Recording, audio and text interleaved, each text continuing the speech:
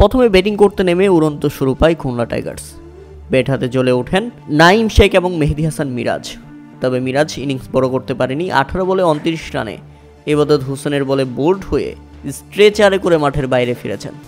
এরপর দারুণ 50 তুলে নেন নাঈম শেখ। 27 বলে 51 রানের ইনিংস আসে এই ব্যাটারের ব্যাট থেকে। শেষ দিকে দারুণ ব্যাটিং করেন আফিফ হোসেন ধ্রুব এবং মাহিদুল ইসলাম অঙ্কন, যার সুবাদে নির্ধারিত 20 ওভারে 5 উইকেট হারিয়ে 187 রানের লড়ুক সংগ্রহ দাঁড় করাতে পারে খুলনা টাইগার্স। আর জবাবে ব্যাটিং করতে নেমে শুরুটা মোটেও ভালো হয়নি ফরচুন বরিশালের। শুরুতেই ফিরে যান তাওহিদ হৃদয়। তবে সেখান থেকে তামিম ইকবাল দুর্দান্ত সঙ্গ দেন ডেভিড মালানকে। আর মালান খেলেন উড়ন্ত এক ইনিংস। 50-র পাশাপাশি শেষ পর্যন্ত খেলেছেন 37 বলে 63 রানের চোখ ধাঁধানো ইনিংস, যেখানে ছিল 3টি ছক্কা এবং 8টি চারের মার। আর তামিম ইকবাল ফিরেন 25 বলে 27 রান করে।